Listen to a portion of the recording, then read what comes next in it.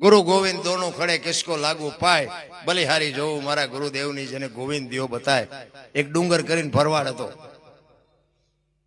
તેને કોક ઢોરા સારો ધંધો કરે, માલધારી તો એ જ કરે, તેને કોકે પકડાઈ દીધું. એ કે કોક સાધુ સંત પાસે જાય ને તો એ કે ભગવાન મળે, અને ભાઈ જેને હોય ને ભેગા થાય ને, અમારા જેવો કોઈ ભજન ગાતો એને કે ભગવાન ક્યાં મળે, હે ભગવાન ક્યાં હોય, હે ભગવાન ક્યાં હોય. સાધુ મળે, સાધુ ને કે, કોક મહારાજ મળે, મહારાજ ને કે, કોક ભજન ગાતો હોય એને કે. એટલે પછી ગામ ના કંટાળી ગયા, કે આને જો ને ભગવાન ની ભૂખ ઉગડી છે. એ કે ઓલા આપડા ગામ ની બાજુ આશ્રમ ડુંગરપુરી બાપુ છે ને, અહીંયા મોકલી દો. બાપુ બાપુ તમે જોવો તો તપેલી હળગતી હોય એમ હળગતા હોય બાપુ, એવા ક્રોધી બાપુ. માણે મોકલી દીધા. એ કે ડુંગરપુરી બાપુ ને મોકલી દીધું. અરે ભીમપુરી, માફ કરજો, ડુંગર તો આનું નામ હતું. ભીમપુરી બાપુ ને અહીંયા કે મોકલી દો. ભીમપુરી એને બધું હમો કરશે, ભગવાન ના દર્શન કરાવશે ને બધું કરાવશે. ત્યાં ગયો અને કીધું કે બાપુ મારે ભગવાન ના દર્શન કરવા છે. ભીમપુરી કે ભાઈ તું કરતો એ કર, એમ ભગવાન રેટો નથી. પણ કે ના બાપુ, ઘણા મને કીધું ભીમપુરી બાપુ પાસે જાઓ, તમારી પાસે આવ્યો છું. મને કયો ને તો એ કે જો આ ગૌશાળાની ગાયું છે ને, એ અત્યારે ગાયું સારવાનું કામ કરે. પેલા ગાયું સારવાનું કામ કર્યું, મહિનો 2 મહિના 100 મહિના, વરી પાછું ક્યારેક બાપુ ભાઈ આવે, બાપુ ભગવાન આવ્યા? એ કે આવશે હું કઈ, તું ગાયું લઈને જા. વરી પાછું 2-5 દી થાય કે બાપુ ભગવાન આવ્યા. પછી બાપુ ખારા થયા ને, એક ભાડીયો કૂવો હતો. એ કે ઓલો કૂવો છે ને ત્યાં જોયો ને, એ કે એમાં ધૂમકો મારી એમાં પડ્યો જાય. અને આને ગાંઠ વળી જાય, મારો ગુરુ બોલ્યો ખોટું ન હોય, ભાડિયા કૂવામાં જ હોય. અત્યાર સુધી ભાળ્યો જ નહીં, મને ખબર નહોતી ને ગાયું એટલી સારત જ નહીં. અને અહીંયા બાપુ હળી કાઢી, અને બાપુ અખિલ બ્રહ્માંડના માલિકને એમ થયું ગુરુ મહારાજના શબ્દ ઉપર આ ધૂમકો મારશે ને આના ટાંટિયા ભાંગી જાય છે. અખિલ બ્રહ્માંડના માલિકને બાપુ એનું બાવડું પકડવું પડ્યું. અને બાવડું પકડ્યા પછી એમ કે છે શું કામ ધૂમકો મારે? મારે ભગવાન જોવો છે. કે ભગવાન હું જ છું. શંખ ચક્ર ગદા પદમ ધારણ કરી, માથે મુગટ બુગટ, અખિલ બ્રહ્માંડનો માલિક સામે ઉભો છે. એ કે હું પોતે જ ભગવાન છું. એ કે તમે ભગવાન છો એની ખાતરી શું? એ કે પણ આમ મારા સામે નજર કરીને હું કે આ જોતો નથી તને? એ કે અમારા ગામમાં ભવાયા રમે એ આના કરતા સારા લાગે. એમ નો માની લેવાય ને, એમ થોડું કહેવાનું હોય. તો એ કે હું મારા ગુરુને બોલાવું. એ કે તમે ભાગી જાઓ તો એ ઝાડવારે ભગવાનને બાંધ્યા. અને બાપુ બંધાઈ ગયો છે, જેનો પ્રેમ છે ને એને મારો નાથ બંધાઈ ગયો છે. ને કે ભગવાન બાંધ્યો રે, એ ભગવાનને ઝાડવાના થડા રે બાંધી અને ગુરુ મહારાજ પાસે હડી કાઢીને કીધું કે હે બાપુ ભગવાન આવ્યા, હાલો જોવા, ભગવાન તમને બોલાવે, મને ઓળખાણ કરાવો. એ કે હું ભગવાન છું, ભગવાન હોય કે ન હોય, તમે હાલો જાટ, તમે હાલો જાટ. અને બાપુને એમ તો ખરો છે ભોળ્યો, કઈ ભાડ્યો પડી તો કે હોય. અરે કે બાથી આવ્યો છું, જાય ક્યાં? અને ખોટું હોય તો હમણાં 2 નાખું બાંગા. એ તો બાપુ ભરવાડ. અને આને એમ તો ખરો છે ભોળ્યો, કદાચ મેળ પડી ગયો હોય. અને અહીંયા આવ્યા ને અખિલ બ્રહ્માંડના માલિકને બાપુ ગુરુને દર્શન કરાવે. એ શિષ્ય કેવો હોય છે એટલે બાપુ ડુંગરને લખવું પડ્યું ગુરુ ને ગોવિંદ દોનો ખડે અને કેને લાગુ પાય, બલિહારી મારા ગુરુદેવની જેને ગોવિંદ દિયો બતાય. મારા ગુરુએ એમ ન કીધું હોત કે કુવામાં પડતું આ મને ભગવાન ચા મળવાનો હતો. મારા ગુરુના પ્રતાપે અખિલ બ્રહ્માંડનો માલિક મળ્યો. અને ગુરુ એમ કે છે કે તારા જેવા ભોળિયા શિષ્ય જો ભક્તિ ન કરતા હોત તો તારા પ્રતાપે મને આના દર્શન થયા. એનું શું, કોના વખાણ કરવા? અરે હું તો એમ કહું બાપુ, ગુરુ મહારાજને ધારણ કર્યા હોય તો ગુરુ મહારાજને કંઈક સમજી શકો. અને કાંઈક મને તો એમ થાય કે બાપુ એક ઘડી હાથી મેં આ સમય આપણો હાલ્યો જાય છે. એક સવારથી સાંજ સુધીમાં એક દી તમારો ગયો સમજી લેજો. કારણ કે આપણી તારીખ નક્કી છે, આપણે તારીખ કોઈ હાલ્યા જાય છે, તારીખ નથી હાલતી. એ તો એક દી આવીને ઊભી રહેવાની. તેથી રોતા નથી આવડવાનું. જેટલું કરશો એટલું જ તમને ઉપયોગમાં આવવાનું છે. અને હું કરું એ મને ઉપયોગ આવે, તમે કરો એ તમને ઉપયોગ આવે, એમાં કોઈ ભાગ ન પડાવે. એટલા માટે કહું છું આવી ગુરુ પૂર્ણિમાના તહેવારમાં બાપુ ગુરુ મહારાજ પાસે જો તમે કાંઈ તમારી વેદનાની વાત ન કરો, તમારી વાતને તમે કાંઈ સમજવાની તૈયારી ન કરો, તો મને એમ થાય કે નકરા અંગોઠા ધોયે કાંઈ વળે નહીં. આ મારા જેવું સાચું તમને કોઈ નહીં કહે. એટલે બાપુ દાસી જીવણ રોતો રોતો કહે છે કે મારી જે વેદના છે ને એ તો 18 વર્ષની દીકરી જ્યાં સુધી બાપે લગ્ન ન કર્યા હોય એને એના ધણીનો પ્રેમ કેટલો છે એને કેમ ખબર પડે? પણ લગ્ન કરીને દીકરી જાય અને એના હાહરિયામાંથી બાપના ઘરે જેથી આંટો દેવા આવે અને ધણીએ કીધું કે 8 દી પછી આવતી રહેજે. એ 8 દી વ્યાજ અને પછી 9મો દી ઉગે ને અને પછી જે પીયુને મળવાની વેદના એ દીકરીને હોય ને એટલી મને આ વેદના થાય છે બાપુ. દાસી જીવણે શું બાપુ વાણી બનાવી છે. એક રામાયણ નું અદભુત પાત્ર તમે વિચાર કરજો કે ભીલની દીકરી સબરી, કોઈ વેદનું શાસ્ત્રનું કોઈ જ્ઞાન નહોતું. મારા રામ તમે જોવો તો ખરા. ગુરુ મહારાજ એમ કે બેહી જા બેટા, અહીં વેલો મોડો રામ આવશે, અને એક જ શબ્દ પકડીને બાપુ એને આખી જિંદગી ખતમ કરી નાખી. તમારા મારા કોઈના હગા નથી થતા સબરી કે કઈ. શું કામ આપણે યાદ કરવા પડે? જિંદગી બાપુ એમાં ખપાવી દીધી આખી. આપણે એક દી રોકાવાનો ટાઈમ નથી. બોલો, આખો દી રાહ જોવે સબરી, હમણાં આવશે હમણાં આવશે. હાંજ પડે કે આજનો આવ્યો કઈ નહીં કાલે આવશે. અને રામ લક્ષ્મણ જયારે સીતાજીની શોધ કરવા માટે નીકળ્યા ને બાપુ અહીંયા સમય એ ધરતી ઉપર આવ્યા ને, પ્રકૃતિ રામનું ભજન કરતી હતી. ઝાડવાના પાંદડામાંથી રામના નામના અવાજ આવતા હતા. લક્ષ્મણ પૂછે છે મોટા ભાઈ કયો મલક આવ્યો? એ કે એક ભીલની બાઈ મારા નામના જાપ કરે. લક્ષ્મણને મોકલ્યો. એ કે જાતો સામે ઝૂંપડીમાં બેઠી છે. અને અહીંયા એ ગયો અને લક્ષ્મણ ધ્રુજી ગયો. હા હા, એ કે મારા ભાઈના નામ ઉપર આને આખી જિંદગી ઓળ ઘોળ કરી નાખી. રોતી રોતી ગાતી હતી, ઠાકર મને તું મેલ માઠેલી, અને તું છો એકલનું બેલી, અમે તારા અંગ કેવાઈ, હવે બીજા કે ના આશરે જાય, કાલા ઘેલાય અમે એ તારા કેવાય ને જ પીએ તારા. અખિલ બ્રહ્માંડના માલિકના બાપુ ગમે એવા બુદ્ધિશાળી હોય કે બળવાન હોય કે જે હોય, ઈશ્વરના નામ સિવાય બાપુ કોઈ તમને મને પાર ઉતારવાનું નથી. લખી લેજો, કાલા ઘેલાય અમે એ તારા કેવાય ને જ પીએ તારા. એ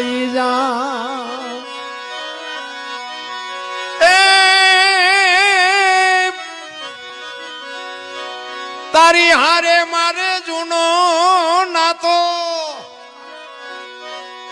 તારી હારે છે મારે જૂનો નાતો, હવે બીજે ક્યાં જાવું બાપ ઠાકર મને. એ ઠાકર ઠાકર ઠાકર મને મેલ માઠેલી, તું છો એકલનું બેલી. ઈશ્વર પાસે કઈક બાપુ એવી વેદના હોય છે કે હે મારા બાપ, તારી વાહે અમે આટલા ફેરા કર્યા, અમે રામ ટેકરીએ કાયમ જઈએ, અને તારો અમારો જો ભેટો ન થાય તો અમારા ફેરા કર્યા, અમારા ટાંટિયા ગઈ ગયા. કઈક વેદના હોવી જોઈએ. રામ મત દરિયામાં એ મારું વાણ પડ્યું છે ને થાય છે હાલકનો. તમારા અને મારા સંસારનો સાગર છે ને, એમાં બધાયના હોડા હાલે જાય. વાહ બાપ વાહ મોજ. તમારા અને મારા આ સંસારના સાગરમાં આ બધાયના હોડા હાલ્યા જાય છે. પણ એવો બાપુ સમર્થ કોક સદગુરુનો સથવારો હશે, મારા નાથનો સથવારો હશે ને તો જ કાંઠે પૂગવાના છે. બાકી કેટલાયના ગલોટિયા કહી ગયા કોરોનામાં. અને હું તો ત્યાં સુધીની વાત કરું છું. તમને મારી વાત કડવી લાગે તો માફ કરજો, પણ જેથી શેલી અવસ્થા છે ને તેદી કાંઈક જો ભજન કર્યું હોય તો ભલે નકર રોતા નહીં આવડે. રોતા મારા બાપ તેદી કોઈ આહુડા લોવા વાળો નહીં હોય. એટલે સબરીએ બાપુ સબરીની વેદના એને કીધી છે. મત દરિયામાં એ મારું વાણ પડ્યું છે ને થાય છે હાલકનો.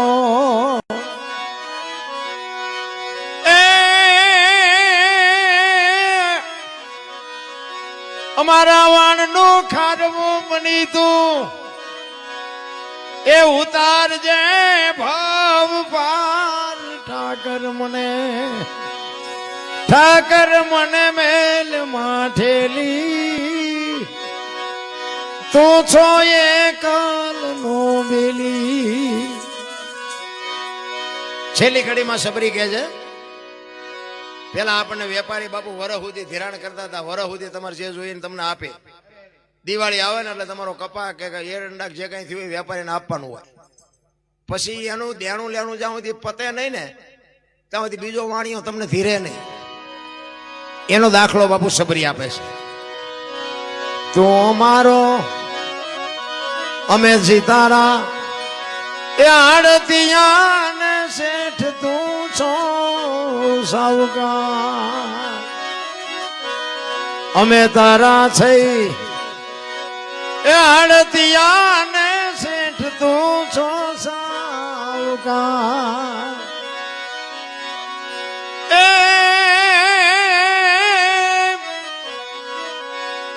તારું લેણું છે ત્યાં લગી એ બીજો ધીર છે નહીં તલવાર. ઠાકર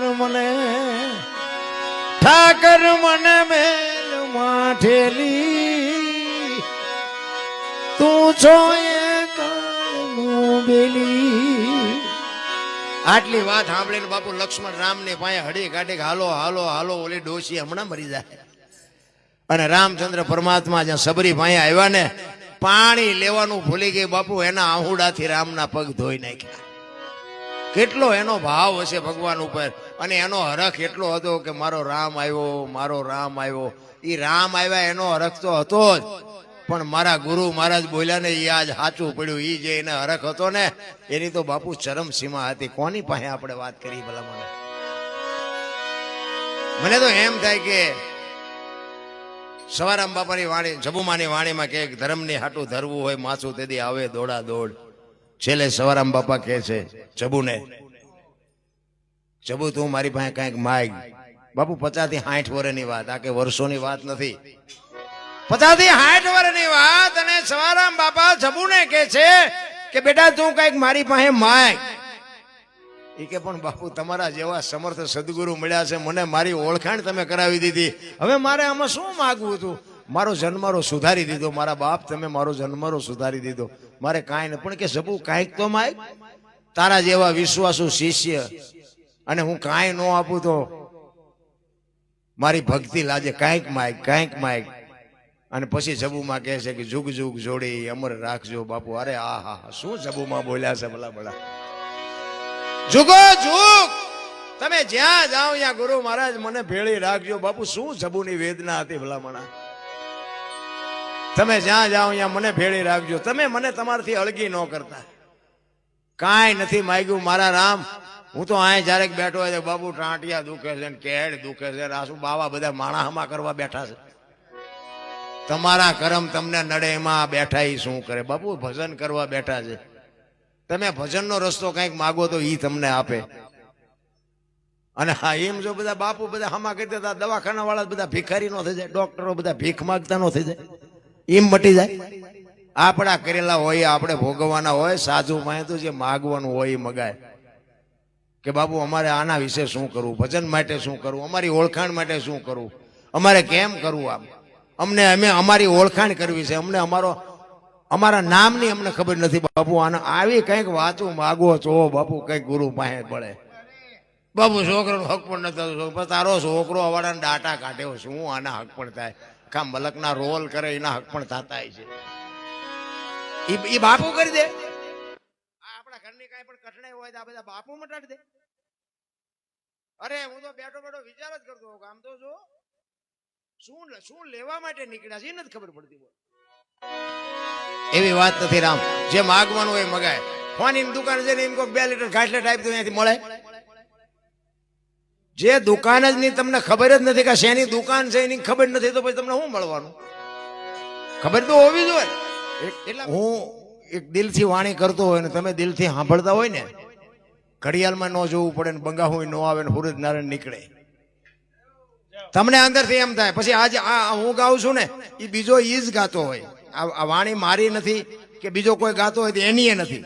વાણી તો મહાપુરુષોએ બનાવી છે.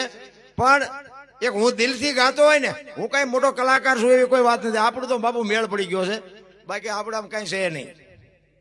કહેવાનો મારો મિનિંગ મને એમ થાય કે આટલા જણા બેઠા છે, એક ગુરુ પૂર્ણિમાનો તહેવાર છે. આટલા શિષ્યો એક ગુરુ મહારાજના સાનિધ્યમાં ઘનશ્યામભાઈ આમ બેજો ઘડી એટલે પાણી ચા અને કઈ નથી. ગુરુ અને શિષ્યના નાતાને લઈ અને ગુરુ પૂર્ણિમામાં આપણે એટલે આવ્યા છીએ. અને આમાં બાપુ મારા જેવાને એક બે ભજનનો લાવો મળે અને હું ગાતો હોય તમે સાંભળતો હોય બાપુ અમારી કહું તૂટે. સામે બાપુ એવા દિલથી બેઠા હોય ને તો અમને એમ થાય કે અમારા આંતરડા તોડી નાખી, પણ બાપુ નાખવું ક્યાં? ખાનારા ન મળે નાખવું ક્યાં? ભલે આપણે આજ તો હારા છે, બાકી તો 20 જણા બેઠા હોય ને તો બાપુ અમારી મહેનત જ હોય, પણ બાપુ એવા અધિકારી બેઠા હોય ને તો અમને એમ થાય કે અમે અમારા આંતરડાનો બાપુ રાંઢવું કરી નાખી, રાંઢવું, પણ ખાનારા નથી મળતા. ગમે કે કોઈ આ તો અમે સાંભળેલું, આ તો અમે સાંભળેલું, પણ ઉતારવાનું કેદી સાંભળેલું છે આખી દુનિયાએ? સાંભળે કાંઈ વળે એવું નથી. કાંઈક જીવનમાં બાપુ આ જે વાણી છે ને એ બધું મને તમને સંદેશ આપ્યો છે. આ મોરાર બાપુની વાણી છે ને એના ગુરુ મહારાજને કીધું છે કે આવી રીતે ન કરશો. એમ આપણે આપણા ગુરુ મહારાજને કહેવાનું છે, પણ જેમ એને જે રેણી કેણીમાં રહ્યા એ રેણી કેણીમાં આપણે રહેવું પડે. મુદ્દો એ પછી તમે એમ કહો કે અમારે હાજે ભેંસ ન દોવા દે, મારે જવું પડશે ઘરે, એનું કામ નથી.